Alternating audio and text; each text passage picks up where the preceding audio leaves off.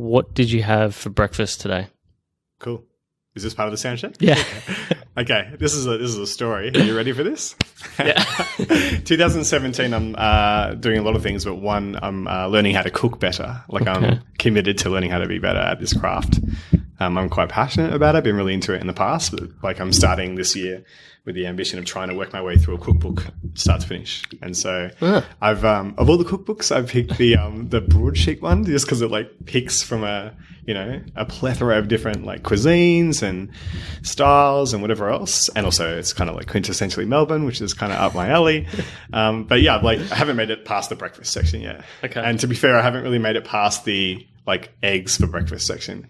So like I've been refining my art of like making these beautiful eggs. Okay. So like I'm just getting my poached eggs perfect, and then like I basically cook up like a greeny type thing. So I'm a little bit health conscious. So it's like I'll throw in like kale, broccoli, pine nuts, and then like throw in some like feta, lime, blueberries. Yeah. Spice it up a little bit.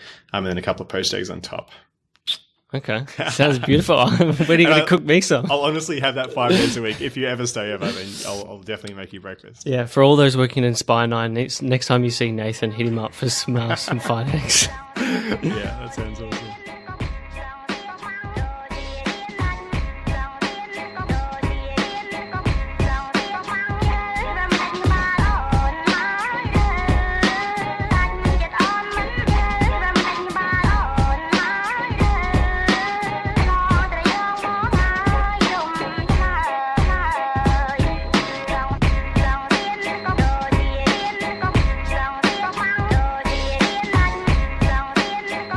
Welcome to the Uncommon Podcast, and I'm your host, Jordan Michaelides. We interview unique individuals and investigate interesting topics, helping you to build the uncommon sense crucial to increasing performance.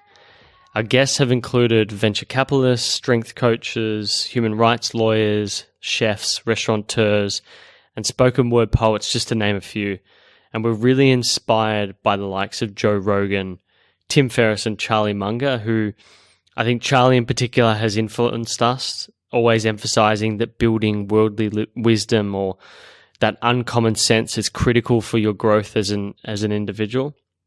If you want to learn more about these previous guests, you can head to neuralle.com/podcast, neuralle.com/podcast. If you like this episode, make sure you leave us a review. It's really important for us to grow our community, and those reviews are crucial to that. In return, you can win a few prizes that we've had for our launch competition, including an Apple Watch 2, my favorite, the Kindle Paperwhite, and an Amazon gift card. For further steps, again, head to neuralle.com/podcast, where you can also get the show notes for this episode and sign up to have priority access as a cognitive insider, as we call it. Don't forget to like us on Facebook.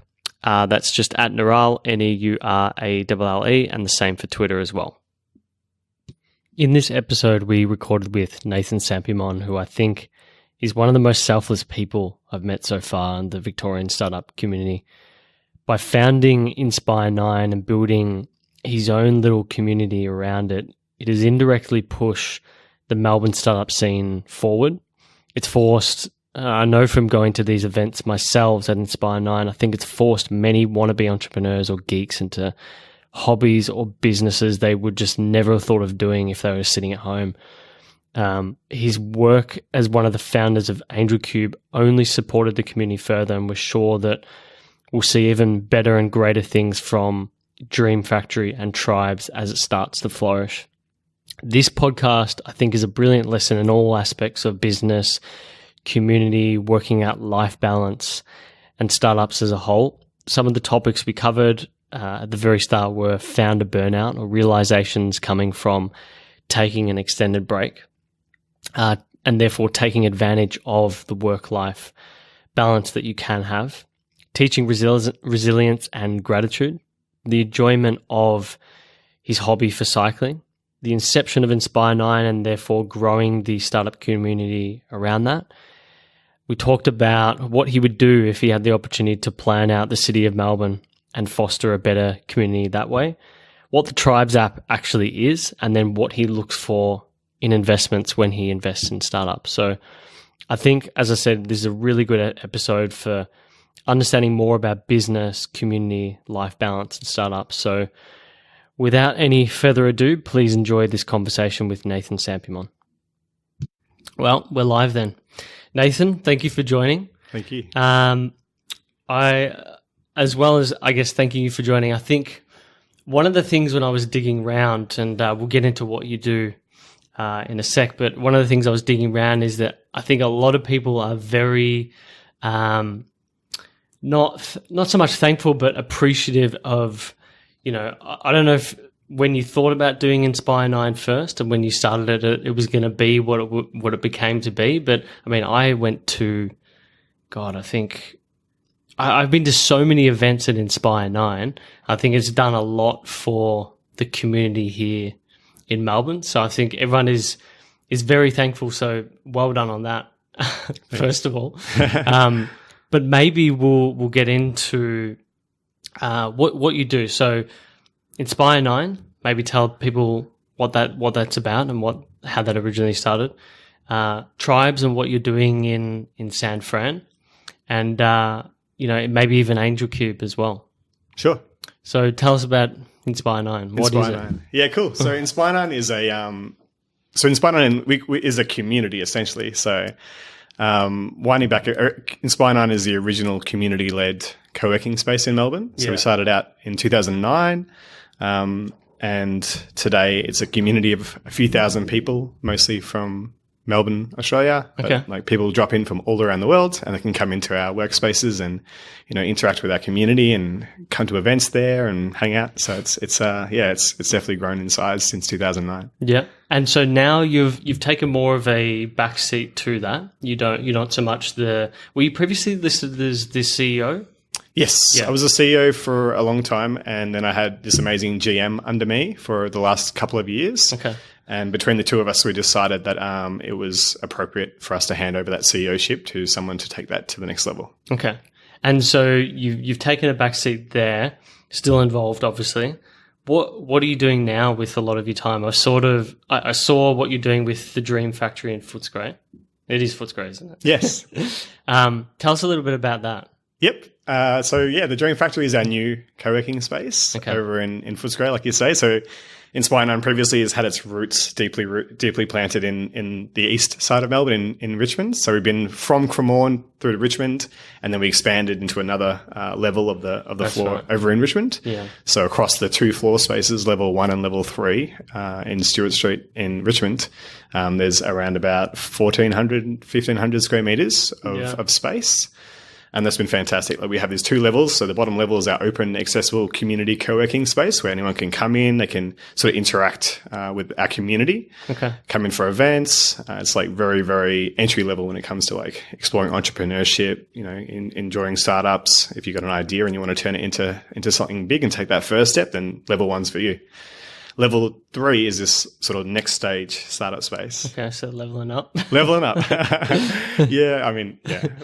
So again, like Inspire 9 is deeply rooted in community as well. So we're trying to be default inclusive and open with everything that we do. So we don't think about it as being too exclusive on level 3, but certainly there are people inside of our community which have different needs. Okay. And so up there you've got these growth stage startups. So startups that may have raised a Series A or, really focusing on the growth of their business. They've normally hit some sort of stride. So they might have hit product market fit and, they've got some stuff that's flying out the door and they're now ready to expand that and grow that. Okay. And so up there, we're trying to architect a more focused community co-working space. Okay. So you got this mix of a few different groups. So we have growth stage Melbourne-based or Australian-based startups. We have larger companies, the likes of your Silicon Valley unicorns that come over and have a presence here in either Melbourne, Australia or APAC. Right. And the likes of your Stripes, Etsy's, Eventbrite's, those kinds of companies. Okay. And then also high potential founders. So founders who might have left their previous startup, either exited or have been acquired and are looking for their next venture and just need a place to come in and be in that rich environment. Okay. And we were discussing before, you're spending a bit of time now in San Fran. What are you doing over there? As a now an honorary San Franciscan, I think they would also cringe if they heard you say the word San Fran. So over really? there, it has to be San Francisco. Isn't that funny? Really? Yeah, it's so strange. But is that what's in that? Is there anything? I'd say it's the same thing as people calling Melbourne Melbourne. Like, it's just like, it's just, a cultural thing where, I don't know. Yeah, it's a very good question. I can't committing tell. faux pas already. Yeah. No, that's totally fine. It's like so common now. So San Francisco is part of a bigger story. Yeah. So I've been going backwards and forwards from San Francisco for like the last 6 years, mostly through AngelCube. So AngelCube is a startup accelerator that Adrian Cern and I founded in 2010. And through that program, at the end of it, we used to have this US roadshow where we used to take our startups, our batch, on this pitching tour to try and raise money, to get their brand out there, to acquire customers, mentorship, advisors, whatnot. And there was a few stops in that tour: Melbourne, Sydney, San Francisco, and then New York. Okay.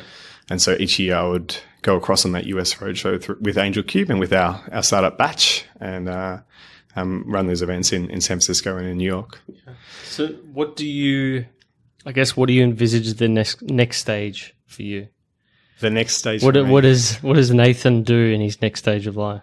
Yeah, good question. So I guess like working it out. Well, yeah. So the big thing for me is like after running Inspire 9 for so long, and then AngelCube, and I also had a software development company that I started in 2006.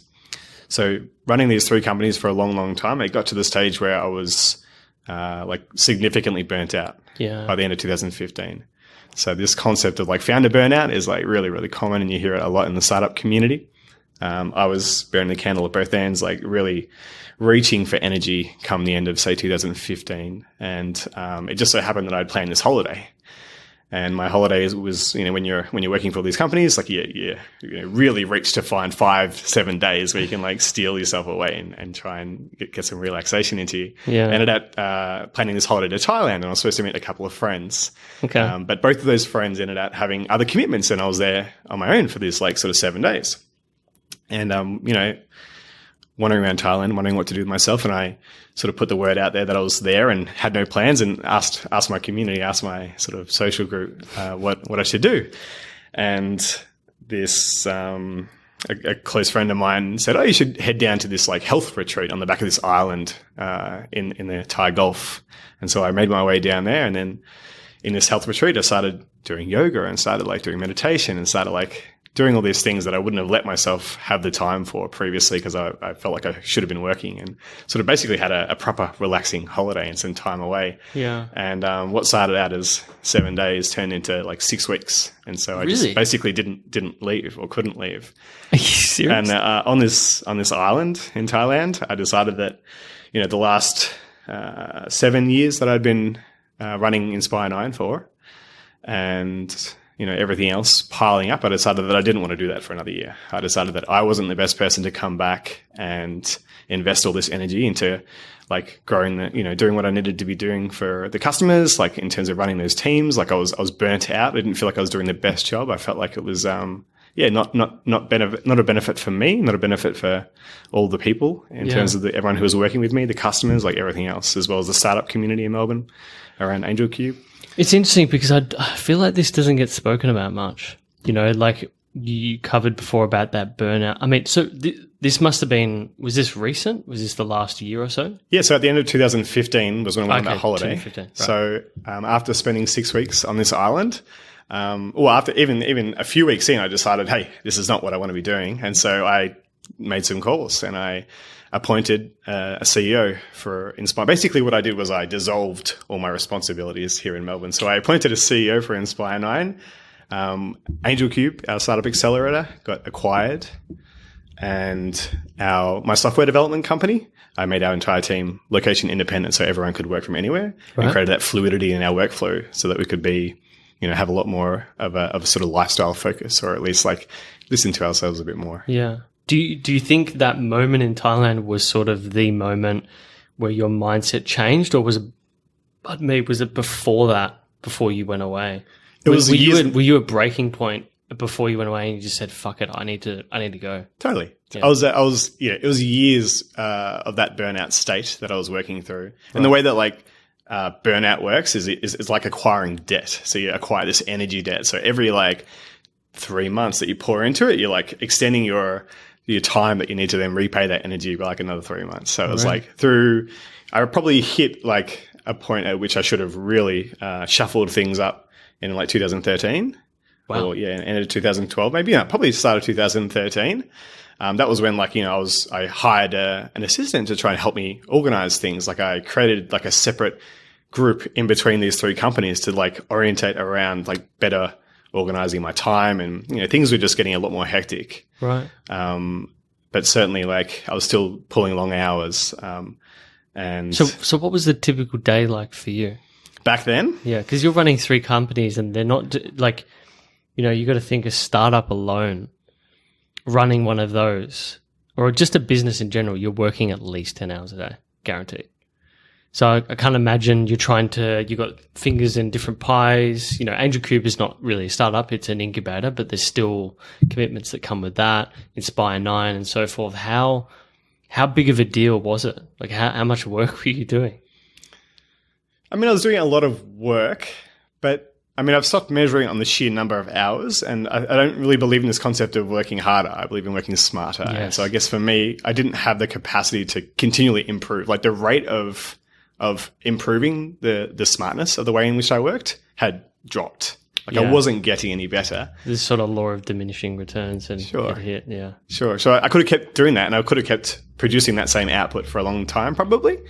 But there wasn't that explosive changes. There wasn't those aha moments where I had like these huge like personal growth game changes, like quake moments where like it shook my understanding of everything that had been beforehand, and I was a different person moving forward. Yeah. You need to allow space for that, and you need to have like a certain mindset to be open to that sort of stuff happening. And I didn't have that for a couple of years at least. Yeah. And so I think that's the biggest thing that I've realized now over the last 12 months is like, when you don't allow that time and that space for that sort of stuff to happen, then it can't. There's no way you let it in. I wasn't open to that sort of stuff happening. I wasn't open to having an idea about totally changing my workflow. I wasn't open to the idea of like transforming our organizational structure to allow for higher efficiency. Yeah.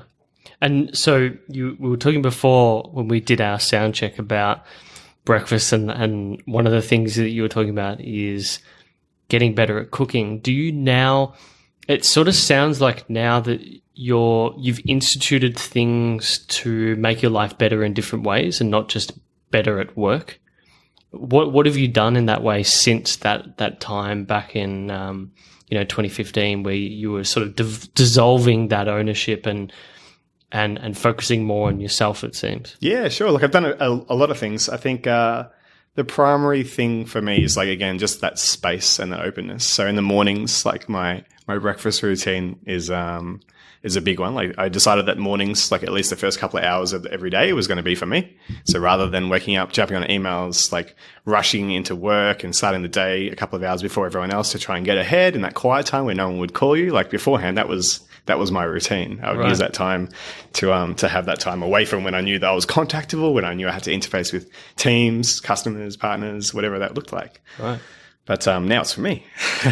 So now I get to get up and like do a couple of hours of whatever. So normally it looks like some yoga practice. Okay. Maybe like a gratitude ritual. Yeah. I'll cook a decent breakfast. Like I'll purposely cook like a 45-minute, 1 hour breakfast every morning. Nice. Yeah. And so with the gratitude sort of system that you're using, are you journaling, or are you just sitting there through meditation? Or probably a bit more of a meditative thing. The way I think about it is like I feel like everyone in their life should be a salesperson at some stage. Everyone in their life should be in hospitality, so that you learn these like quintessential traits of those industries. Like with a salesperson, you hear so many no's that you learn to have to like pep yourself up, and you have to say, hey, I'm gonna be okay today. Things are gonna go really, really well. Like the world's not okay. If I hear the no, I'm just gonna keep fighting for that yes. Like, and that mentality I think is like really kind of healthy in terms of like being able to strive, like define what it is that you want for one thing, strive for that thing, and like be okay with like all these knockbacks and hard hits that come along the way.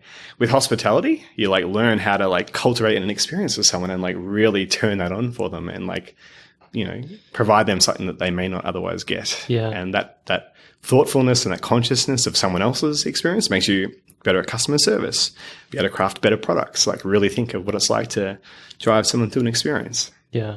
No, I mean, I've worked in both roles. I mean, now I do primarily, it's account management, but it's really consulting / selling.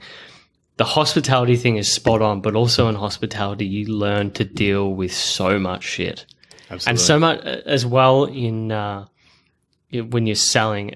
It's like my partner asked me the other day how sort of how to describe it to her, and it's basically you just don't care.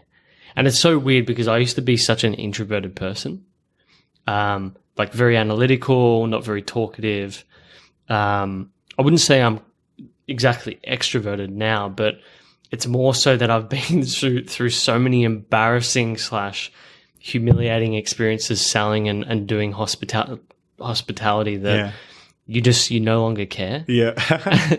And you still need to cultivate it. You need to sort of push yourself to do that. Yeah. But it's intriguing how it just changes you completely. Totally, it does. And it makes you so conscious of these things that you otherwise might be totally ignorant to. Like it just makes me remember I used to have one of my first ever girlfriends, and this is ridiculous because I was like 14. Here we go. And so they were twins, and it was my best mate was dating one, and I was dating the other.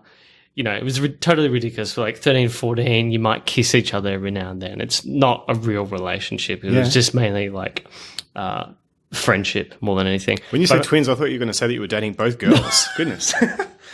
Wow. No, not at all. And I just remember he broke up with one like after 6 months, and I was just like so lacking confidence that I couldn't date the other. And they lived around the corner in another suburb. And I remember I couldn't go down the main street because I was paranoid that I was going to run into them. And then 2 years later, I'm working in hospitality and dropping glasses of red wine on people before they go into the movies. Right. Yeah, that translation. Yeah, that's awesome. Life comes at you fast. That's awesome. Unreal. Yeah. So I think for me that the gratitude ritual was like that idea of becoming, pushing all the things that I'm grateful for into the forefront and making sure that like that was what I was attracting in my life. Yeah. Yeah. So same sort of thing though. Like, yeah. Okay. And so are there any other things you do? So you got the cooking each day, the meditation, the yoga. Do you make sure that you exercise on top of that? Like, is there anything else? For me, yoga is that exercise meditation mix. Okay. Like, I'm not great at just sitting still and meditating. I can give it a good shot, and I'm sure that I'll get better and better at it. I know people who just do the meditation and the yoga would come second, but for me, the yoga is like it's like a interweaving of those two things, and that really appeals to me. Like previously, I used to run quite religiously, so I used to go out for a minimum 5K run. Yeah. Even when I was quite busy, I'd try and do that like a few times a week. Yeah. But that's now been completely replaced. Like 2016 was the first year in like over a decade that I didn't like run regularly. Really? But now you're a big cycler, aren't you? I've been cycling pretty heavily for like the last 4 years. Okay. I just fell in love with that sport. Like it's just so awesome. Yeah. So I had some friends who had just gotten into road cycling. Okay. I wasn't ever into road cycling beforehand. And like the whole idea of like, old men in lycra, driving along. Mammals, right? Yeah, exactly. Going along Bay Street. It just wasn't quite my thing. But, when I got out there and did it, like, it was amazing. Yeah. Not just that, but we had this ritual where, like, these guys were super serious about a particular type of cycling, climbing, which is like where you go out into the hills and you only do that. Do these big climbs. It was not that I only do that. It's just the thing that resonates most with me. Okay. Our routine would be like, leaving the city around 5, getting onto the base of the mountain around 6 o'clock, and then like starting like this slow sort of 3-4 hour ascent of these hills and mountains in beautiful like countryside, like up these incredible environments where there's like subclimates, microclimates, and it's just you and the animals. There's obviously no cars around. Yeah, that's a good point. I remember like I absolutely love it. I think one of the best things we did when we moved to the city was we sold our cars. We bought these 2 bikes. They were secondhand, and then we just got it's called Bikes Please in Fitzroy or Brunswick, I think. Okay. They just like convert secondhand bikes into sort of fixie type bikes. Mine's got like 6 gears or something like that. But the best investment I made. I just love the feeling of like people talk about walking as like a form of meditation and getting your thoughts out, but I find that riding a bike is because you're going fast as well, and there's a bit of adrenaline there. I don't know. There's something about it that I find Yeah, it's just really nice. I mean, I would fly, but I feel like it's the easiest way. It's the closest thing to flying that you possibly could do. Yeah. That's accessible to you. You know what I mean? Like when you're weaving in between traffic or flying down a hill or like, really pumping it down a straight, it's an incredible feeling. Yeah. And particularly riding at night. I love riding at night. There's something like mysterious about it. Yeah, absolutely. I have a habit of like letting my lights run out of batteries and then attracting the wrong kind of attention at night. But it's certainly an awesome experience. Jesus. It just reminds me of I had a workmate who had a weird scenario once. He had 3 guys try to jump him in this park here. We're just overlooking Fitzroy Treasury Gardens. This was years and years ago. He just lived over the road, over the park in East Melbourne. But he was riding without lights, and 3 people just tried to really spear tackle him. Yeah, wow, got knocked off, pretty badly scraped. But he's a big guy. He was like 6'4". Right. But just built like a brick shit house. They were not going to get on top of him. I don't know what they were trying to do. I don't know if they were trying to rob him.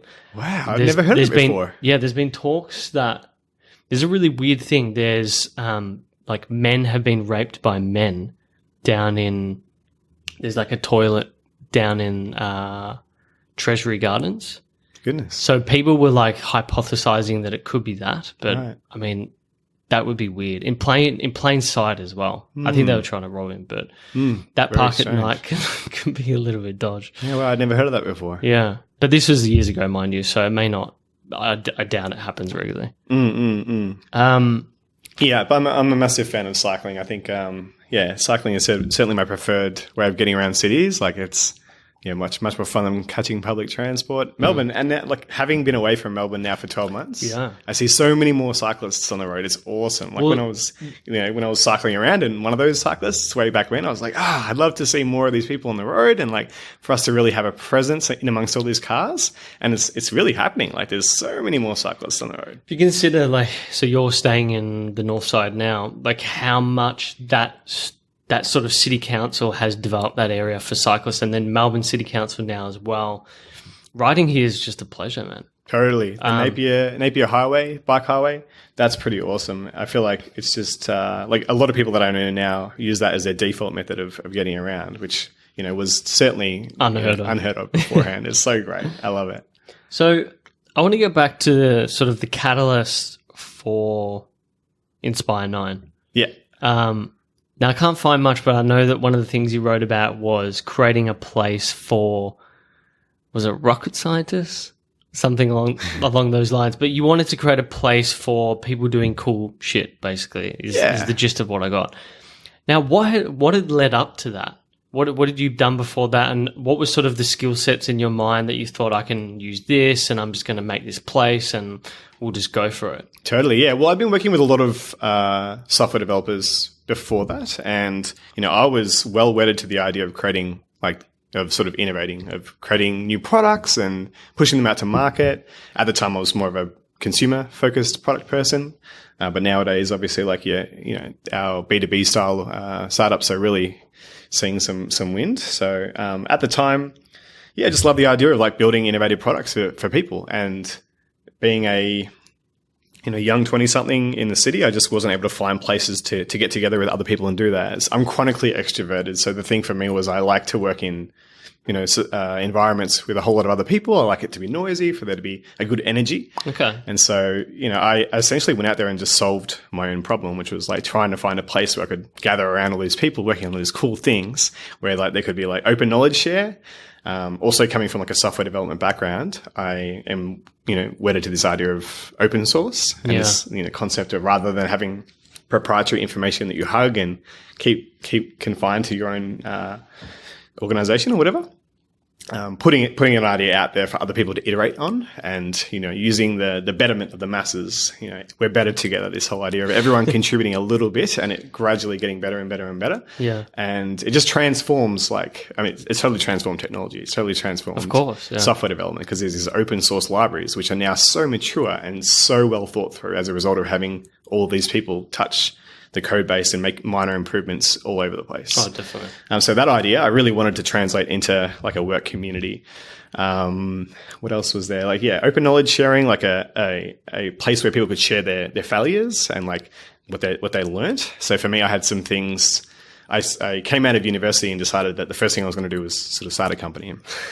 At the time, I really wanted to do something in the social good space, in the social impact space, to do with technology affecting a wide, group of people, like having, monumental impact.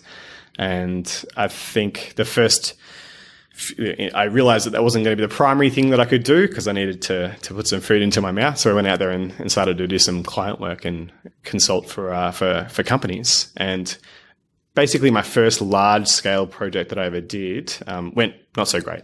I applied all the things that I'd learned at university in terms of like, this sort of waterfall approach to project management. So creating specification documents and defining scope and moving through this period of sort of, project start to finish to handover. Mm-hmm.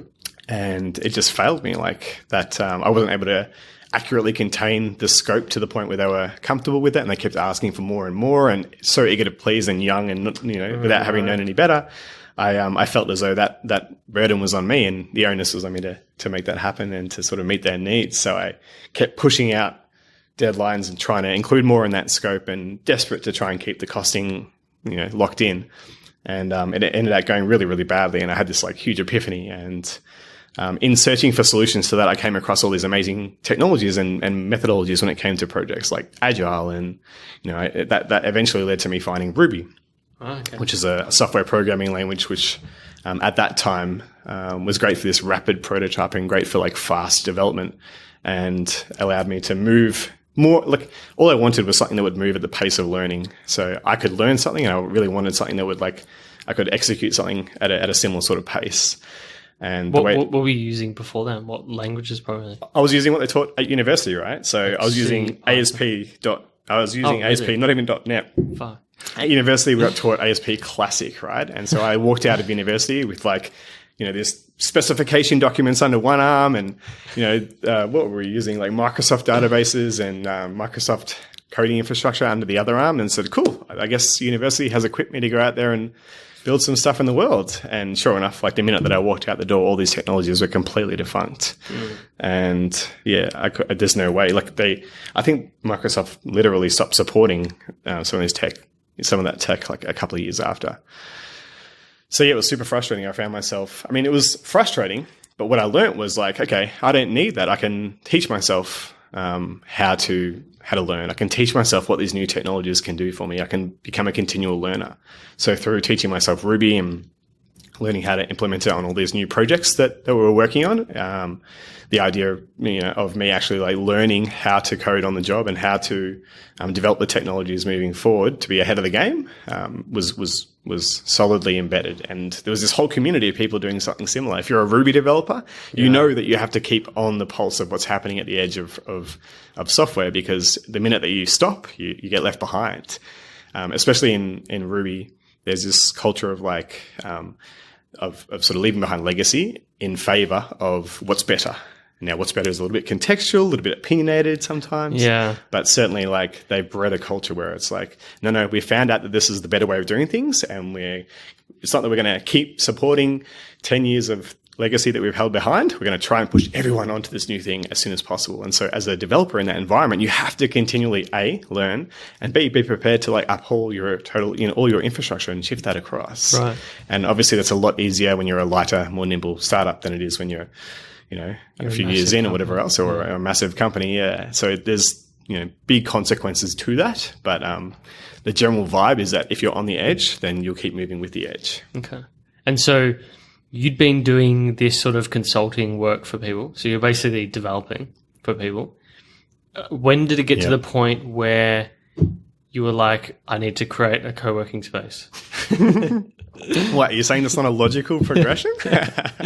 No, that's a good question. Yeah, along having had that learning, there was something in me. I suppose I've always been relatively community focused, and I love this idea of sharing our learnings and all of us together, and empowering a community. And I wanted to pass on those learnings. I was like, whoa, I've had a horrible time trying to mediate all these risks and trying to apply what I learned at university. I became sort of anti-establishment, because I'm like, these huge institutions have guided me to this point where I felt like I should be able to implement these ideas and this learning to build something for myself. But that wasn't the case. And so I turned to the people. I turned to like community and thought, okay, well, what does it look like at the edge? What does it look like to do this well? And I found like all these people who are building technologies, who are open to like agile methodologies. So I mentioned the deviation from what I'd learned at uni to a better methodology in my mind was agile. So agile would have had this iterative approach to that mistake that I spoke about, right? Where I could have learnt early on and responded to change more so than like trying to build to a spec end to end and go back and fix it. Yeah, exactly. We could have like continually developed both mine and the client's understanding around what we were building as we learnt more, as product was being shipped. Yeah, and so agile became like a solution to that problem for me. And like I was singing it from the rooftops. I wanted everyone to know about agile. Like I'm pretty passionate about that sort of stuff. So if I find something that is like groundbreaking for me, I like want to tell everyone. Yeah. So like I needed people to tell, and I only had my team and my sort of community of people in and around me.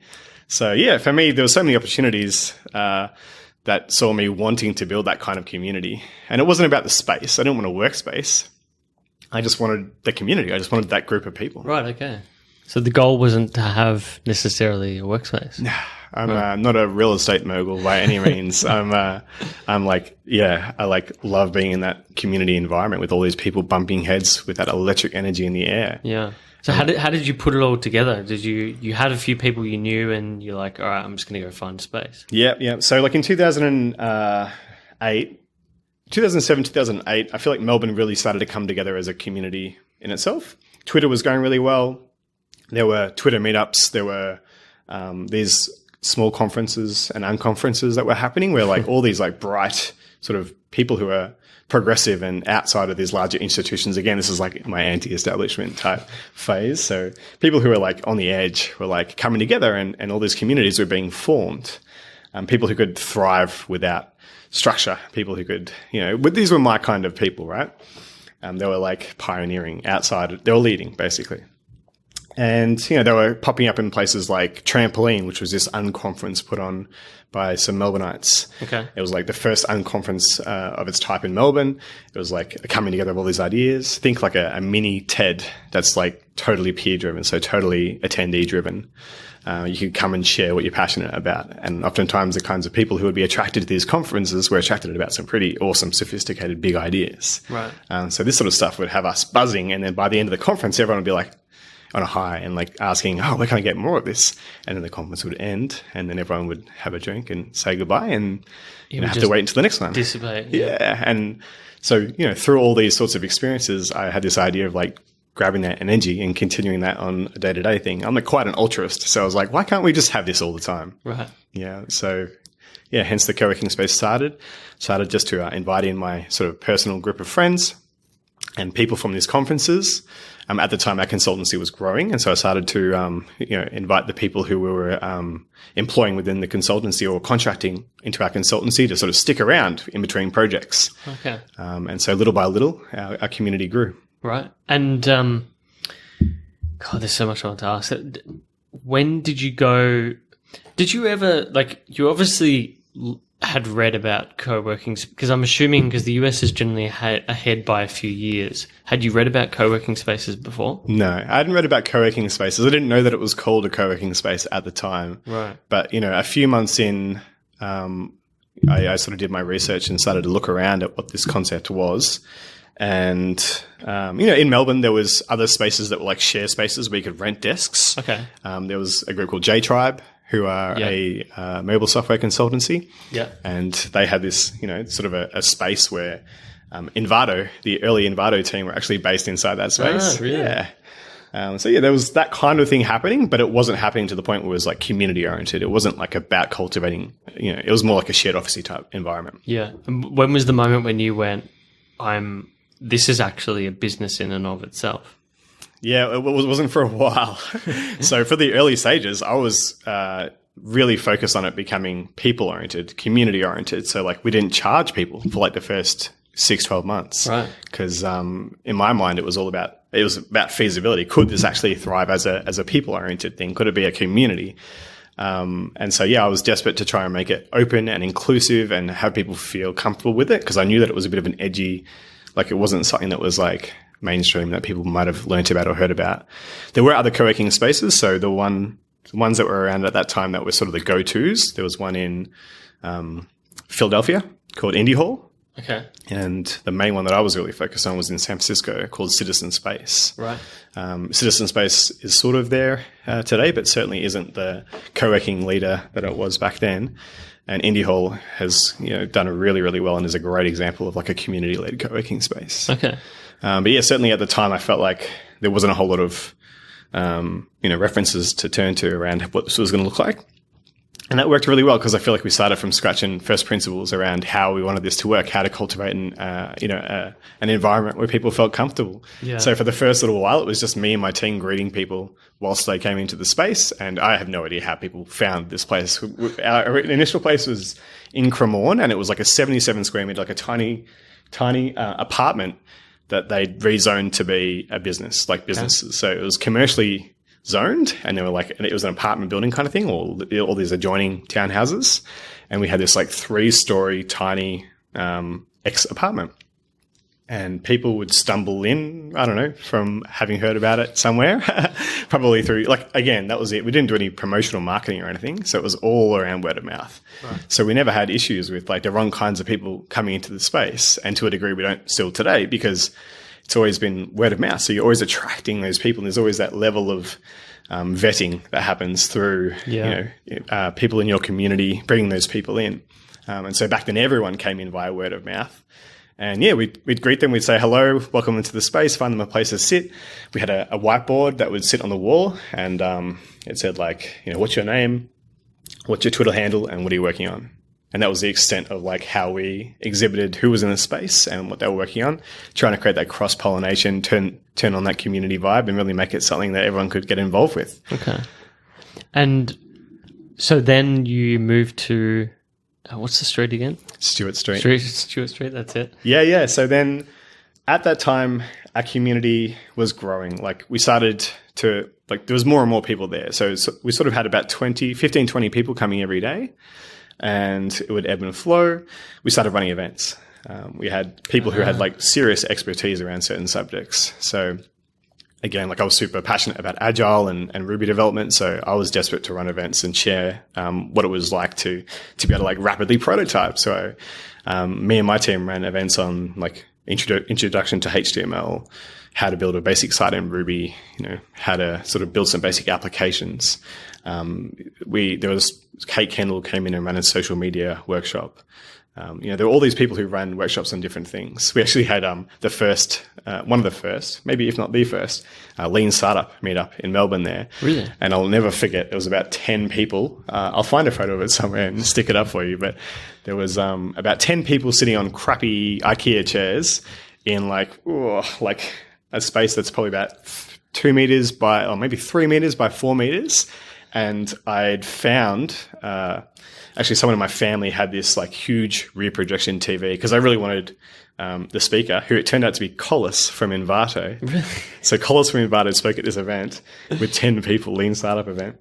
And I got a friend to help me carry this huge TV, huge rear projection TV. It was like a meter and a half by a meter or something, like huge TV, up the stairs so Collis could show his presentation and sort of tell his story around Envato and Lean Startup. Wow. And that must have been 2009 or 2010. So really, people, if they're considering starting a meetup, they shouldn't worry about how big or small it is. They should just go for it, right? When people ask about starting a meetup or people ask about starting a co-working space, it's never about the size or anything like that or the space. It's always just about the people, right? Whenever you find those sorts of things, the defining factor around success is always the people. So like you're wanting to start a co-working space. Our co-working space back then was in a tiny building. It was like you couldn't find it from the street frontage. The only way that you'd hear about it is via word of mouth, yet people would come. It's just all about the quality of the people that defined the growth of i9 back then and also today. So yeah, certainly from a meetup point of view. And so these events started to grow and grow and grow, so much so that one of our HTML events grew so big that we couldn't fit them in our workspace and we were really stressing. And so I had to call the local pub, which is the Cherry Tree Hotel. Yep. Is it still there? Yeah, the Cherry Tree Hotel's still there around the corner. And I said to the guy, hey, listen, normally we come in for drinks. So I was wondering if I could bring like 40 friends who could come in and hold a workshop in your back pub. And so, we took over the back of this pub and had an HTML workshop. Nice. Yeah, which was fantastic. So everything started to swell and grow. And we also had like this hardware community that was part of our space. The Connected Community Hackerspace, it was called. And so if i9, in amongst these communities, we started to attract certain themes. Like i9 certainly is very sort of startup-y in terms of the types of people that it attracts. Like we have our roots centered in sort of software development, agile, entrepreneurship, innovation, that type of thing, as well as, social media design, edge, people who are leading in the industry. And so along with this, there was this other community that was forming like sort of alongside ours called the Connected Community Hackerspace, which was sort of the hardware version of what we were doing. So if most of our members were working on like software projects and web-based projects and mobile-based projects, these guys were working on hardware projects. So like Arduinos, electronics. Yeah. If it was today, it would be drone tech. Back then it was probably like, UAV tech. Yeah. And so, I was really passionate about trying to bring together these communities and have the one space where, all these innovators could sort of come together. And it's working, yeah. Yeah. And so I looked for a space that was like half co-working software type and half hardware. So like with the hardware requirements, with the software requirements, you're talking about like carpets, quiet space, cool, maybe some light music, long desks and whatever else with your power. In the hardware space, you talk about concrete floors. We can have heavy machinery and do like have sparks flying out from oxy welders and ventilation for electronics. So all that sort of jazz. So there was two distinct needs there, sets of needs. And I searched and searched and searched to try and find a space that met both or had two separate areas.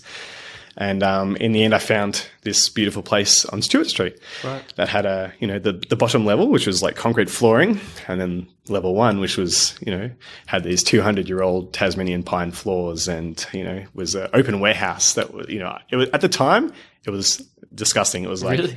Floors. Hang on. What's the company that was originally there? Like the old, like years ago, because it's like a heritage building, is it? Yeah. So it's the Australian Knitting Mill building. That's it. Yeah. It hadn't been like used by them for decades and decades. Yeah. And at that time, the landlord was using our level as a storage space. About 6 to 7 years before we were there, Red Bull had a pop-up Red Bull Music Academy there. Okay. So there'd been a little bit of stuff going on, but not for a long, long time. So it was dusty, it was dirty, there was no fit out at all. Like there were these horrible coloured pylons that held up the roof. It was just a mess. And so I saw this place and thought, I can turn this mess into something awesome. I love this idea. So did you get in there and you thought, right, I could really do something with this? I've always had this romantic vision of like renovating a warehouse. When I was same, I don't know why I did the same. Really, you see it in movies and, totally. and whatnot. I think we must have seen the movies. Like as kids, in high school, me and my mates used to sit around drinking coffee, drinking way too many lattes, and ideate, like talk about ideas and just talk rubbish.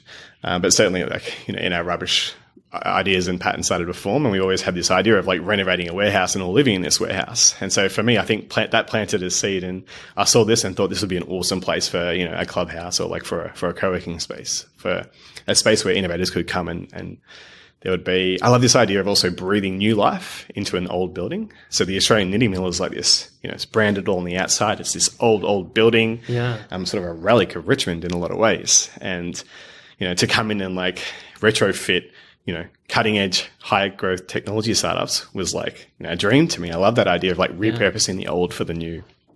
And so, at the time, the hardware community was all onto it. But what actually happened was I couldn't get the bottom level across the line in time, and we were being kicked out of our previous place. So I just had to bite the bullet and sign the lease. Had to do it, So we started out on level one there.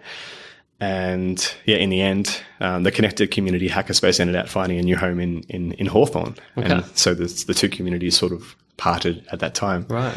And the reason why I bring that up is because now I'm super thrilled about the idea of we have this maker space over in the Dream Factory. Yeah. So one thing I'm intrigued by is why didn't you just think, all right, I'm going to make another co-working space, but on the southeastern side? Was it that you purposely wanted to do something on that side of the city, or was it more that Melbourne has changed so dramatically in terms of available space that is the best area to do it? Yeah, good question. So essentially through my experiences now growing these co-working spaces, like the 2 co-working spaces that are in Richmond, okay, I learned a lot about what it makes to have like a thriving co-working space in terms of like the community, what you need in terms of sizing, how you make the economics match up, how to still keep it community oriented and people oriented, but ensure that you have enough like budget for growth and for all the amazing things that kind of community would want to put into a space, right? And so we're looking for a large space. And when you're looking for large floor sizes, there's not a whole lot of areas in Melbourne. I have like I've had like a whole bunch of realestate.com and commercialrealestate.com alerts telling me whenever these sorts of buildings come online, and to try and find places that are 2, 3, 4, 5,000 square meters. Yeah. It doesn't come along that often. Yeah. And so for us, we're looking for the right kind of space that would be in the right area, and where there was going to be community that we could activate and we could bring in and really enable. Okay. So for us, it's not just about this, like it's certainly not at all about the space, right? So it's always about the community. Right. So I guess for me, Footscray was super exciting because one, it had the potential to be a new space, a new community. The west side of Melbourne has so little of that, and they're so passionate and there's so much of a community vibe over there. Yeah. It also has like a really high concentration of stay-at-home workers, so people who work from their home or their bedroom, whatever. Yeah. And so, second of all, there was like a hardware space. So this building that we found, or that came to us in some way, shape, or form, had room for co-working, but also had room for a hardware space. So this is like back to my dream of having that hardware and that software space side by side, where people can come in and prototype some stuff in software, and then go downstairs and build out a hardware prototype and maybe do some firmware development. So all that sort of stuff could happen in the same building. Wow. And then you marry that, you go one step further. So over at the Dream Factory, Inspire9 Dream Factory, there's like a whole bunch of these things. So there's like the Inspire9 co-working, there's the Inspire9 VR lab, so a place where VR developers can come in and do a course in VR, deal with VR mentors and help them develop their skills. They can build out VR experiences, and there's labs there where they can plug in their componentry and use any one of the state-of-the-art headsets like your Oculus Rifts and your HTC Vives, and like trial out what they're building. So imagine being able to, as well as like the hardware space downstairs, Fab 9 is the name of the makerspace. Right. So this makerspace has like, a timber shop, a metal shop. So you can do, CNC, you can do, 3D printing, laser cutting, like all this sort of stuff. So imagine the idea of like going upstairs, sort of prototyping something in a CAD, and then, importing it into a VR lab and being able to walk around your model of whatever the 3D, item that you're building is, going downstairs and sort of 3D printing, a prototype of that, and then, going one step further and actually building out a full scale model of whatever it is that it might be. For example, a drone or, a sewing machine. Yeah, exactly. Yeah. It could be absolutely anything. Yeah. I look at it because I've seen all the different spaces, and I think it is, you've really hit the mark there, because you've gotten that perfect mesh of both. A lot of places, they seem more corporate, which is fine, because maybe that's what their target is, but that can be hard when you're focusing on startups. But yeah, I mean, I love the Inspire9 space. I don't know there's something about it. I think going back to what you said before, maybe it's just that combination of the old and the new, the sense of community going on. There's definitely something about it. Whereas a lot of the newer places, they're very sectioned off, I notice. Yeah, well, we've been very purposeful about that. I mean, the vibe that you're talking about, I feel it too. I love being in that space. I love the energy. And I think that it comes down to, like, when it was old and decrepit and defunct and no one had been in it for years and years and years, the community came in and we sort of refurbished it. So pretty much all the works in the Richmond building on level 1 were done by members of our community. So our community came in and hammered every single nail on those floorboards. Really? They came in and sanded all the floors.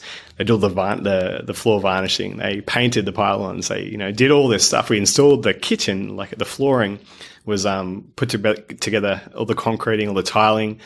someone's father in our community was a plumber. He came in and installed the sink there, which is still there today. So everything was like community oriented, community built, community, like blood, sweat and tears. So when you walk into that space, it's not beautiful. It's not polished. I'm not sure if you've been to the new hub, but that is beautiful. Like the new hub is this beautiful. At Dream Factory? No. Sorry. Hub Melbourne is another co-working space in Melbourne. And it's like beautiful marble flooring and, all this sort of stuff. It's quite an experience. Yeah. But Inspire 9 is none of that. It's just like that community feel. Yeah. Now, when someone gets their community and you've got your community, I noticed you wrote about the principal things that you need in a community. How do you sort of, you brought all the people in. How do you foster it and make sure it grows from that point as a business and as a community from there? Yeah, it's a good question. I think ultimately a lot of those sorts of things have to be somewhat intuitive to the people who are running this space. Okay. I feel like there's lots of formulas that you can roll out, but it's like the hospitality thing. It's like unless you're passionate and conscious of how to cultivate an experience for people, then it's a hard one to sort of nail down. Like if you're trying to teach someone how to put on an experience without them ever like going through that or seeing that working, it's like super tough. Yeah. So for me, I think for me it's just like around that passion for cultivating experiences, and then like little by little throughout our awesome teams that we've had over the last 7 years at Richmond through Inspire 9, we've just sort of iterated on that and transformed that and tried to boil that down to what are the core aspects that make up an awesome community. Do you think that things like events are really crucial to it though? Totally. Absolutely. Yeah. Like events are about, for us, like events is one of our core metrics as a business. So Inspire 9 actually measure like the amount of connection that we cultivate in our wider community as a core metric of our business. So we ensure that we're connecting with our community, mobilizing these new interest groups, like your meetups and all that sort of thing, to come together and like have a home where otherwise they may not, right? So it's about like giving them a platform to connect with their wider community, because that's sort of how I9 started initially, right? As this vision to connect that community. Nowadays we have this, awesome 4.5 million people around Melbourne, and like there's new ideas. Like if you have an idea about what you want to build next, or a certain technology that you're starting to get passionate about, coming together in a space with like-minded people and sharing what you learn and what's going on in the industry, like that's the dream. That's awesome. So I'm thinking about tribes. So you've got with Inspire 9 and the other co-working space in Footscray, you've really created a physical community. How does that translate to what you're doing with Tribes and that app? Tribes started as an incarnation of that whiteboard on the wall. So when I mentioned before about the first experience people would hit when they came into Inspire 9, and it was just like that name, Twitter handle, and what you're working on the whiteboard wall at the first co-working space that we had. Our initial rollout and inspiration for Tribes was just how do we make that something that scales a bit better, where people can dig a bit deeper and like find out a bit more around what's happening from a community perspective. And so we sort of just digitized that same thing. And then we realized that it's a great way of sort of finding out who else is in the space and, who's part of our member community and how to connect members and so on and so forth. And it sort of turned into this platform for us being able to manage our memberships. Okay. So nowadays, from a sort of community toolkit point of view, it's a great way for our community team to manage memberships, to see who's come in and out every day, register people for events, also handle things like meeting room bookings, and it does event management. And then from a community perspective, it allows you to see like which members are a part of the community, which teams are a part of the community, like, curate your profile a little bit and share who you are, what you're working on. Okay. And then also like a platform, like a more intimate platform to share like highlights of what you're working on, industry news, all that type of thing. Yeah. So in a way, it's taking sort of the infrastructure that you built at Inspire 9 and then, because it sort of reminds me of how Amazon just took AWS and sold it to people because they were using it anyway. So is this sort of this software something that you would have used already at Inspire 9? Yeah, if it was out there. Yeah, I'd say we probably would have used it. Absolutely. Yeah. This is certainly solving a lot of the problems that we had as an early stage co-working business. And nowadays we get to, again, like share that with a whole bunch of other co-working spaces. Right. Cool. So now there's like, more than 50 co-working spaces on the platform who are all adopting those same principles and using that to manage their memberships and bring their community together to share. Yeah. Now, there's a few things I want to get into, but I'm restricted by time. So I'm just intrigued. We were talking before about Melbourne and the growth and that is happening in terms of construction here. You've had the opportunity to build your own communities. You're in San Fran now. What is it, if all of a sudden you were made Minister for Planning in Victoria, or maybe you were just in charge of planning in Melbourne, what are some of the things that you'd like to see changed here? Like maybe it's something that you've taken from San Fran or whatever. Is there anything in particular that you would do? Planning is in from an infrastructure point of view? Either. Physical infrastructure? Physical infrastructure, community. Like as an example, I look at Docklands and there's just nothing there, There's no sense of community there. So I'm just intrigued to hear, is there anything that you've ever thought in your head, like, this is what I would do if I was in charge of Melbourne?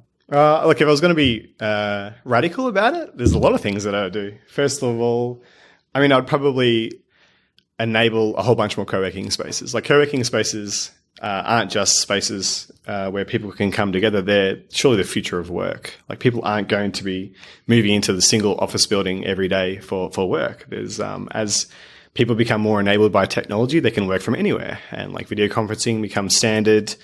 People use tools like Slack to communicate with their teams. A lot of their work is done online. So then the need to come into the one physical space every day becomes obsolete. Yeah. That means that you can move somewhere that's like much more lifestyle oriented to do your work. So it moves somewhere between like equidistant from your coffee shop to your house, somewhere that like works with you and what you want to do and how you want to work. A lot of the emphasis around these co-working spaces is like not only does it adopt this principle of the future of work, but also it's like a more human way of working. If you think about office spaces now, they're much more inspired by the Industrial Revolution than they are around like biomimicry or anything that's like existing out there in nature and science today. So they've just taken this open factory floor where all these machines were like, every 2.5 meters across the entire factory, and just replaced them with cubicles and made it 70 stories high. So that's our current incarnation in a lot of office buildings today.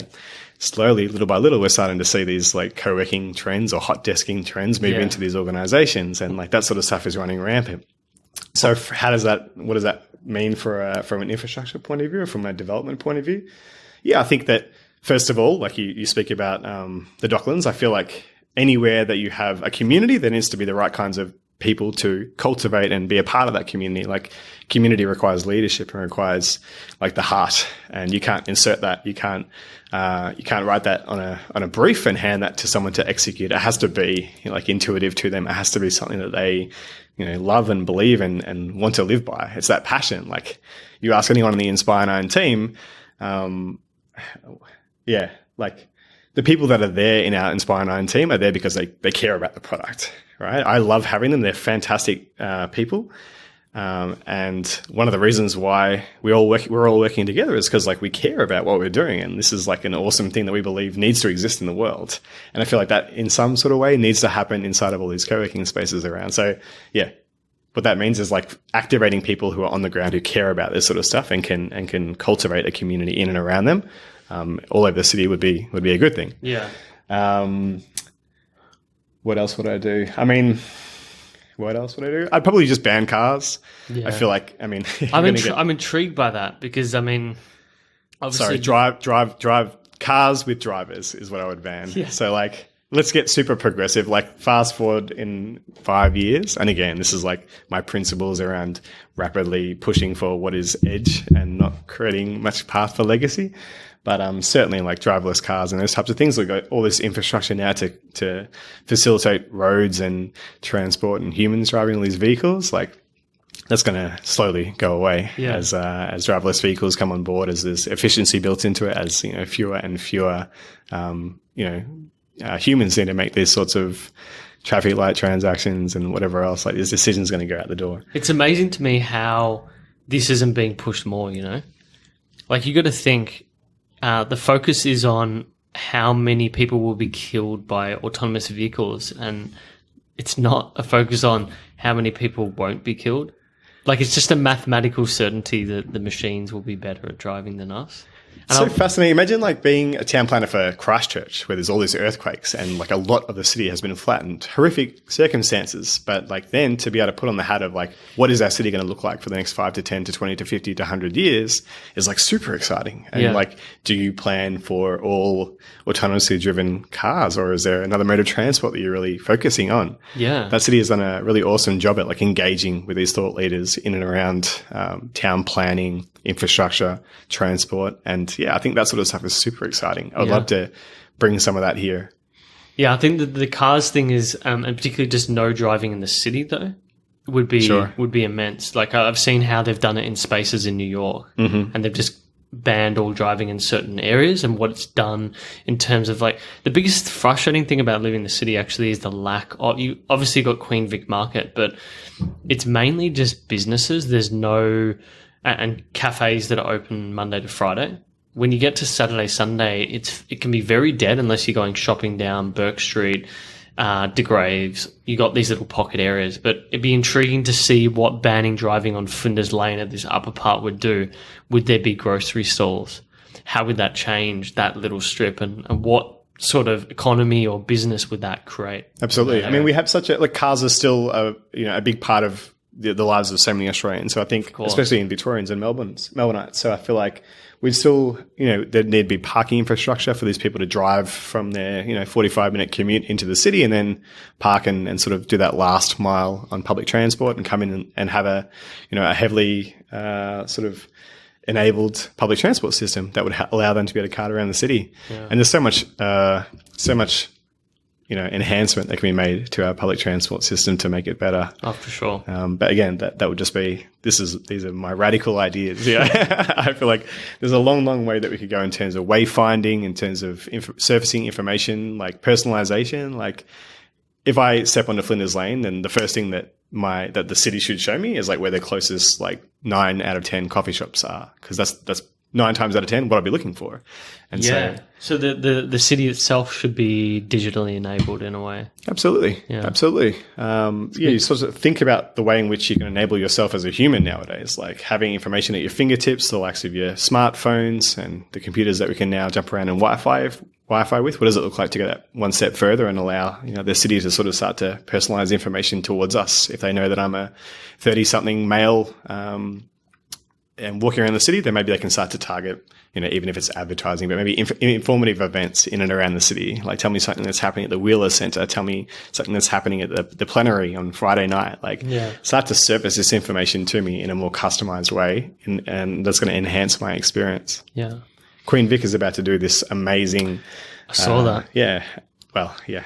Amazing transformation of their space. And it's like quite topical and a little bit, it's quite interesting. I feel like it'd be cool to get the right kinds of people like on board in terms of what that's going to transform into, as well as like just conscious of the mission and what they're doing. It's going to be interesting to see. I mean, I walked through there the other day.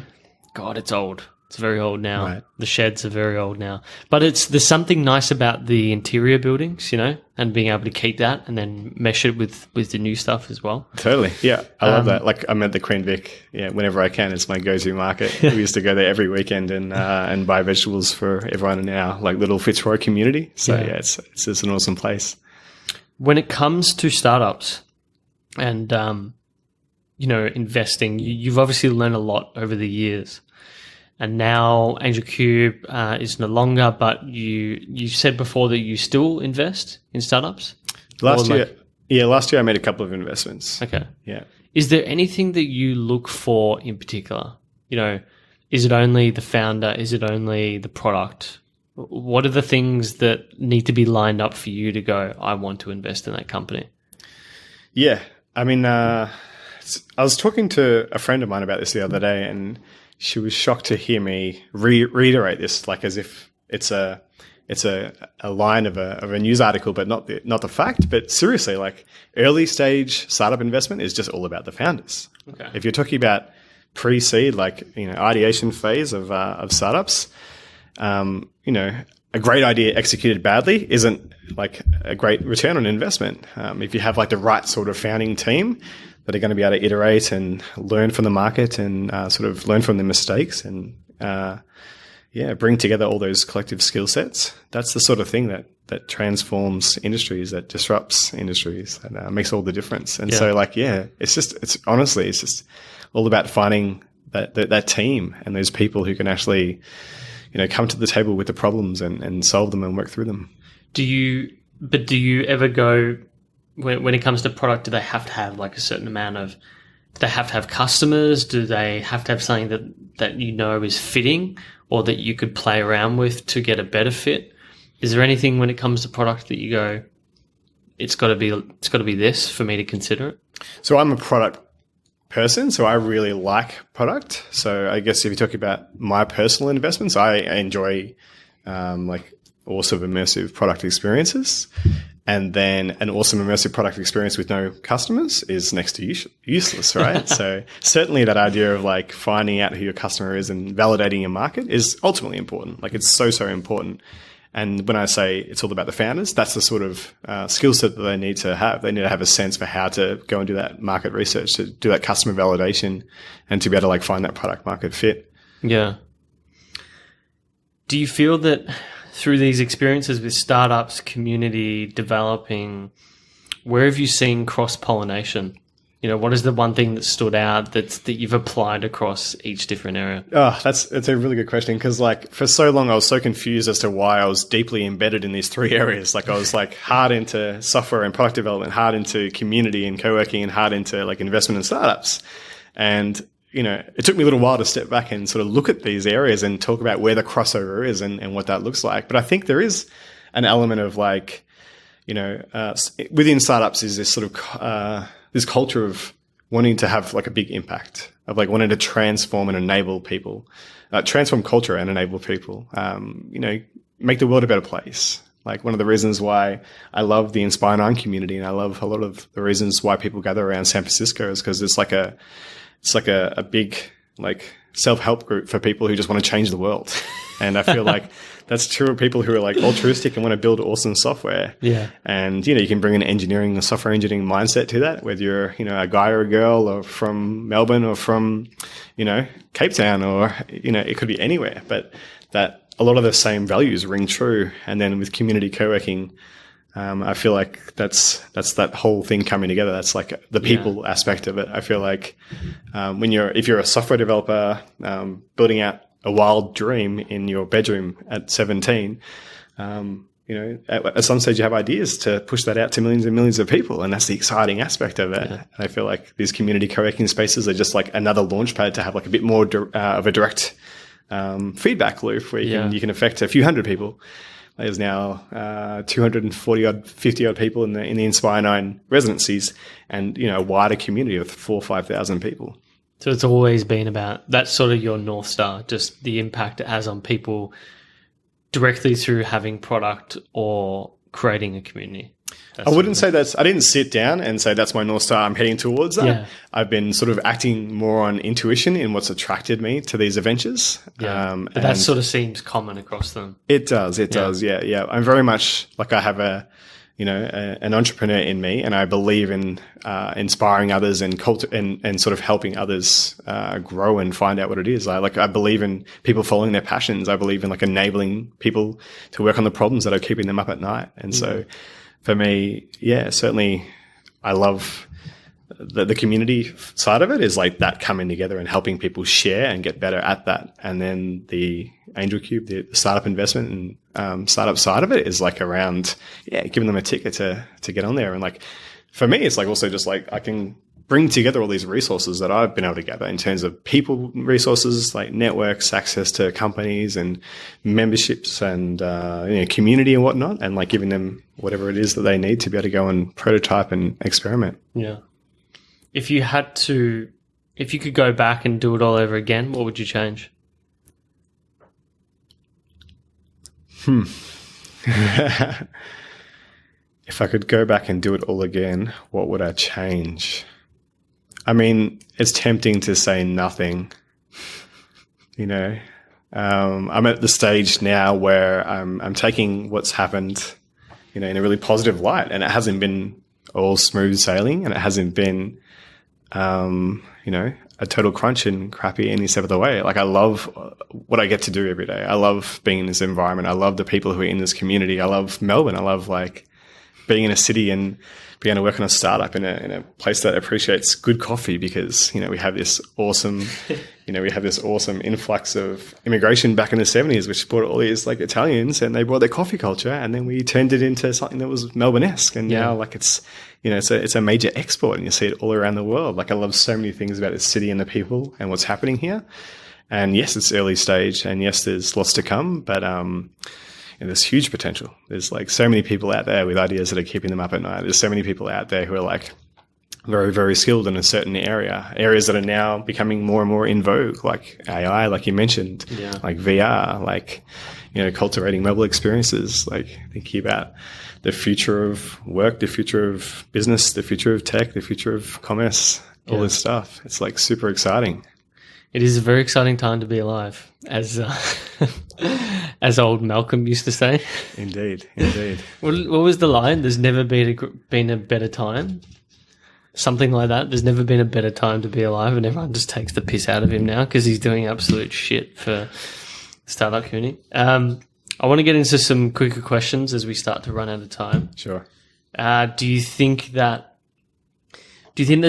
lessons that you've learned directly or indirectly from either of your parents that you sort of take with you now? Yes. What are they?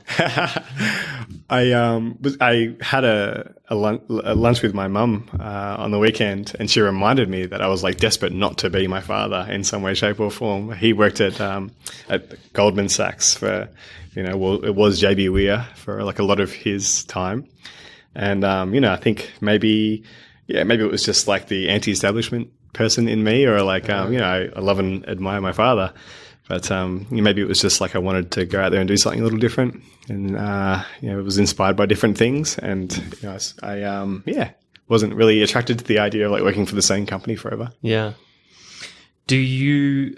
Is there something that you 100% believe in that a lot of people disagree with you on? Like, is there something that seems so obvious to you but not to others? Yeah, I'd say if it was going to be anything, it would be like I believe that anyone can do anything. I believe that if you want something badly enough, then you can go out there and make it happen. Whether it looks like, you know, studying yourself to death in order to get an understanding of something. But I just believe in, like, if you can dream it, you can do it. Mm. When you think of success, whether it's a person or a situation, what sort of comes to your mind these days? Success to me it has a direct relationship with happiness, I would say. So success boils down to what you define as success. Success looks like maybe finishing up at the end of a given day and feeling good about where you are, what you're doing, what you've been able to accomplish, not just that day, that week, that month, that year, and being excited about the future. Yeah. If you had to gift, not so much gift a book, is it? The problem with this question is that people go to the first book they've read recently that really had an impact on them. But if you had to choose like one book that has really sort of defined things for you or impacted your life in the greatest way, what would it be? Of my entire life? Yeah, if you were asked to give someone a book that you think reflects you or is powerful in your mind, what would it be? Again, I'm like tempted to push forward something that I've read recently. I don't go by one religion. Like I like to try all the religion and pick and choose what works for me. So in terms of one book, like I'm much more likely to recommend 10, and that's probably like the reason why I don't recommend too many books to too many people, because I just add a huge pile on their Kindle list. What about any books recently that you've really enjoyed? Yeah, absolutely. I mean, from a business sense, what's a good business book that I've read recently? I mean, I've just finished reading you mentioned biographies before, the guy who did Walter Isaacson, who wrote Jobs. Oh, no, sorry. And all that. Polaroid, the guy from Polaroid. He's quite a fascinating character. Yeah, right. Just like interesting to look at the way that business was back then, and I really like companies that are founded in research and how that can be used atop a go-to-market strategy to make big change. Yeah. So he's done some really interesting stuff, and I find that quite interesting. Is that your favorite biography? Because you mentioned you were a big fan earlier of biographies. No, it's not. I like all of them in different ways. I love reading about Australian politicians, like leaders, like we were talking about before.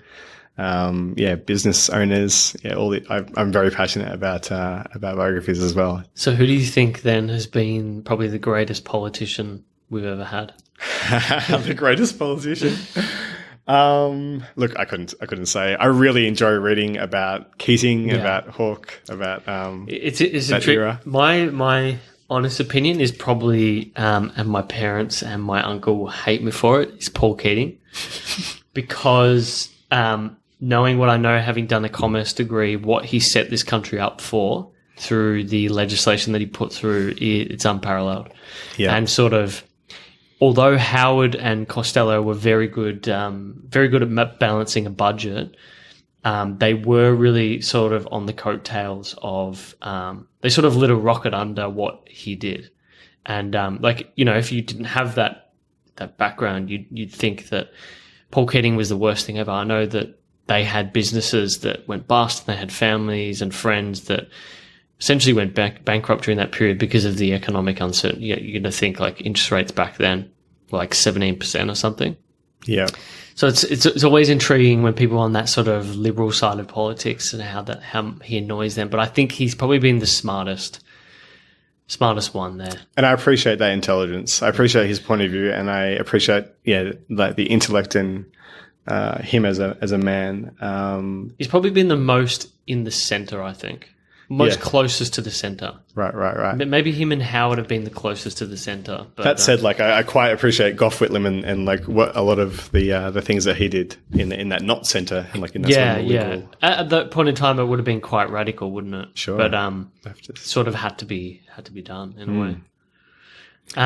So yeah, other books. I mean, if you're looking for something around like self-help or spirituality, I'm a big fan of this book called The Untethered Soul. Okay. What's that about? The Untethered Soul is about it has one of the best definitions of enlightenment that I've ever read before. If you're interested in enlightenment, there's this great analogy that it paints, which I feel like does a great job of illustrating what that concept is and how to think about it. So yeah, that's a good one to go to. But it's very much around like an intuitive sense of spirituality. If you're after something more more literary, more literal, than or scientific, then something like The Happiness Trap might be a good one. Yes, my partner's read that. She absolutely loved it. I've read a few books on mindfulness. I just bought Sam Harris's Waking Up, which I want to read. Nice one. I've dived into that whole area. What is it? Christopher Hitchens wrote God Is Not Great, and there's another one by Harris that I've got. I'm just intrigued by that, but they're very dense. And I've seen a lot of their talk, so I may be covering ground I already know, but Waking Up could be another good one for spirituality. That's one. If you could have a billboard anywhere that could say anything, what would it be and where would it be? It would be on one of the major highways. I think it would be on one of the major highways coming into the city, and it would be something along the lines of park your car, get out, and start your life. It would be something along the lines of trying to inspire people to break out of this trap that is society, this trap that is going to work every day and working for this. Especially in Australia, I feel like we're so lucky with like what we can do in terms of our jobs and whatever else. Like we're very, very lucky, especially as a startup entrepreneur. You can like, if you fail your company, then you can go and work for a big bank and earn a couple of $100K and live quite well and try and buy that house you've been looking at. So I'd say like break out of that, go and work on the idea that's really exciting to you and like give it a go. Maybe just Just underneath the bridge on Punt Road. That'd be awesome. Yeah. Also, it's by 9's around the corner. Yeah, exactly. Do you have any? Are you listening to any particular music right now that you enjoy? Any particular docos or movies that you've seen on Netflix that you enjoy? I like going these rants about how much I hate the Spotify interface. So like as being a product guy, yeah, it just frustrates me to no end. I try and like Spotify, but it rubs up against me in so many ways. My music listening habits are like somewhere between like Rachmaninoff and Kendrick Lamar. Like I listen to whatever is sort of out there and being thrown at me, but I do get pretty religious about music, and I'll listen to an album like 10 times, much to everyone's like annoyance. I listen to it, especially at Inspire 9. Yeah. I'll listen to the same album like 10 times, just on loop, because like when I tend to fall for an album, I fall for it pretty hard. Yeah. Yeah. Any particular docos or anything you've watched recently that you've enjoyed? No, nothing comes to mind. I've sort of haven't been doing a lot of watching or consuming in that regard lately. I'm actually more into podcasts at the moment. And it's also Tripod Week, which is like where you try and recommend people to jump on the old podcasting bandwagon and oh, really? And yeah, have a go. So yeah, I mean, podcasts. What have you been listening to then? Yeah, lately. So my favorite, I quite like. In the world of fake news, I appreciate things like Science Versus, which go out there and bring a scientific take to a lot of modern issues, whether it be climate change or organic food or anything around that realm. So it actually spun off out of an ABC radio show. Okay.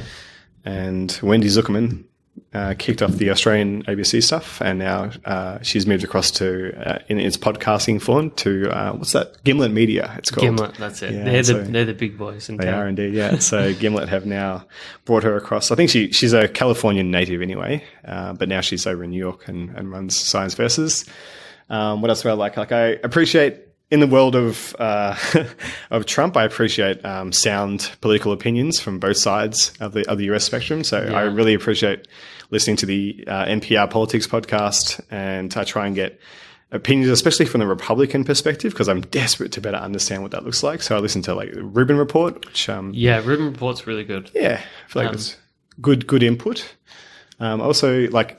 Geek out a little bit on like love and relationships. So there's a podcast I think called Relationships or Together maybe.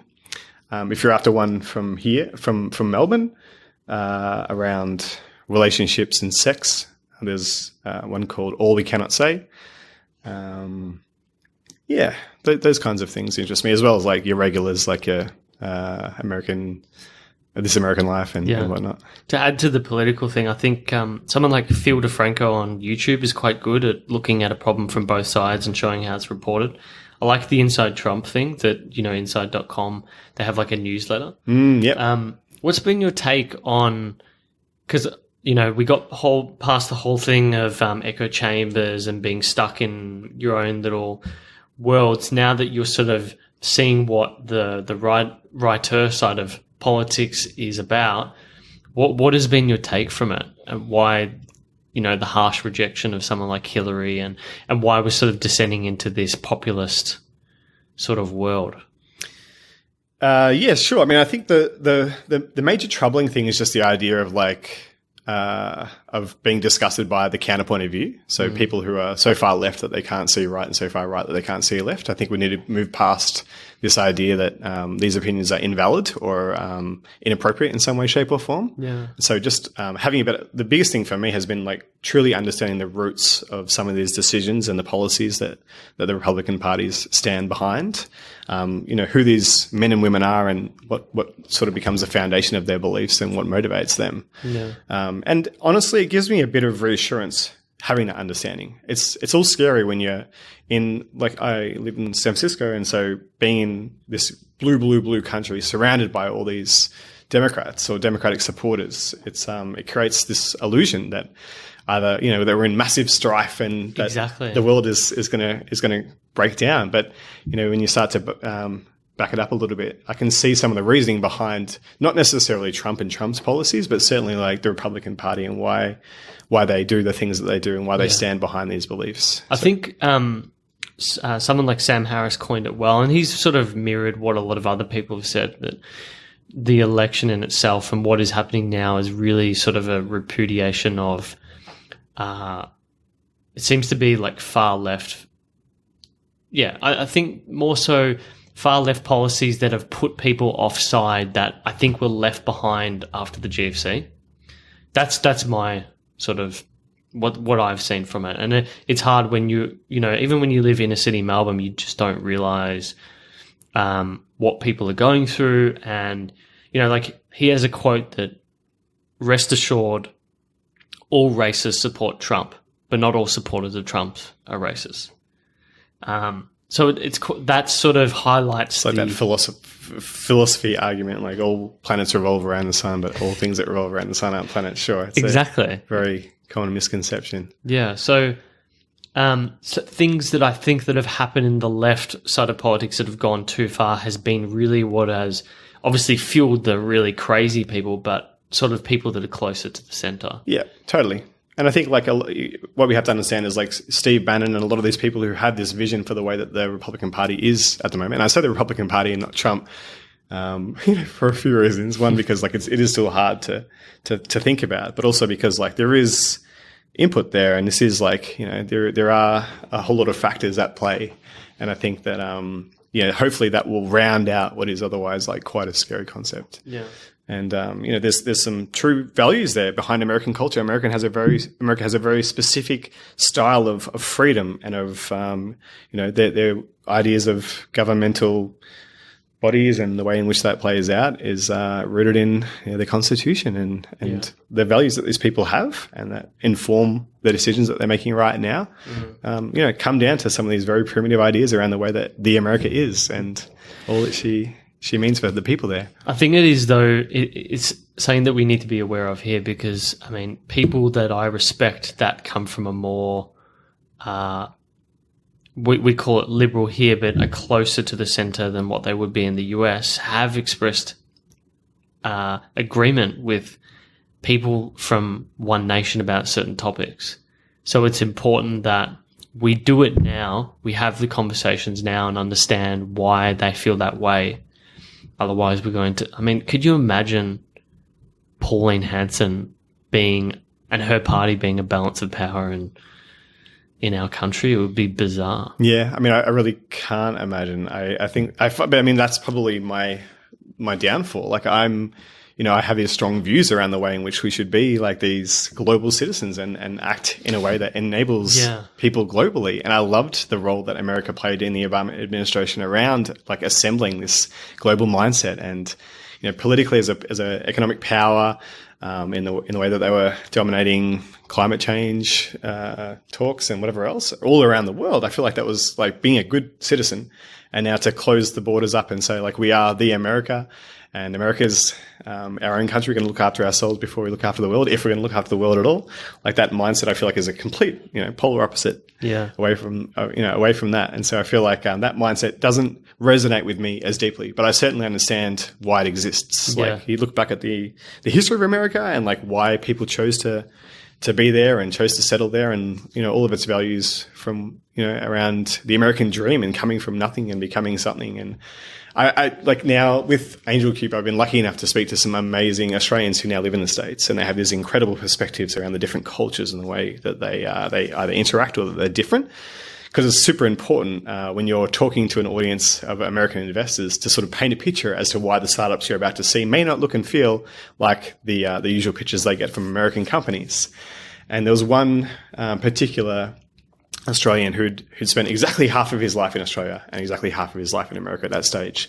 He'd sort of like done this sort of 9 or 14 year backward and forward stint where it spent 9 years here, 9 years there, right. 14 years here, 14 years there. And he was in his 70s, but an amazing man.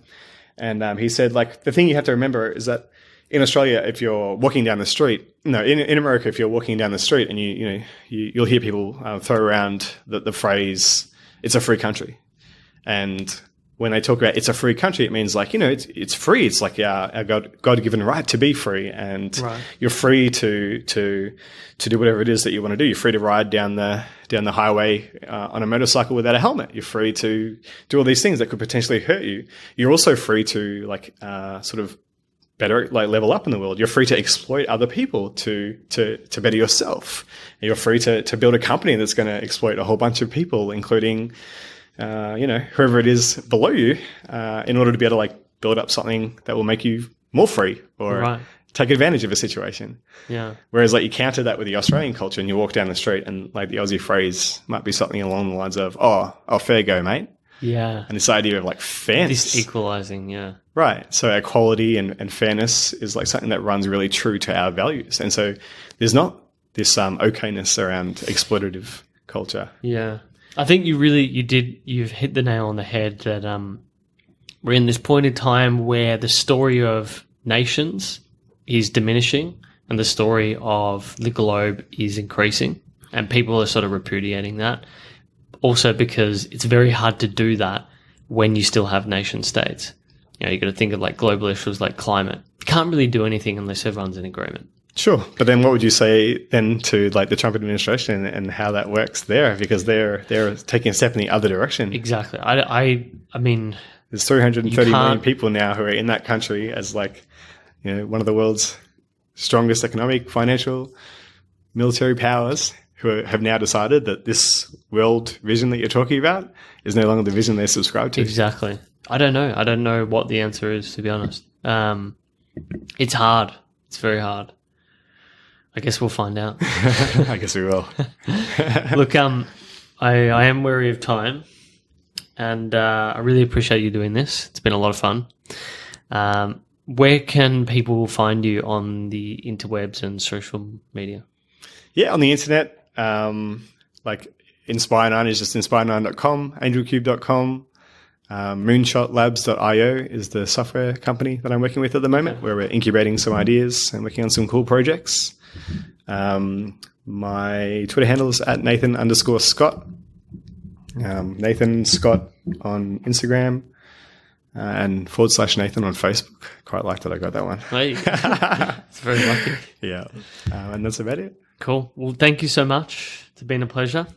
Thanks for joining. Cheers. Thanks so much. Thank you for making it this far. We hope you enjoyed this episode. Make sure you leave us a review and head to neuralle.com/podcast to learn about our prizes, show notes, and gain priority access as a cognitive insider. Don't forget to like us on Facebook or Twitter. It's just at Neuralle, Neuralle. Until next episode, thanks for listening.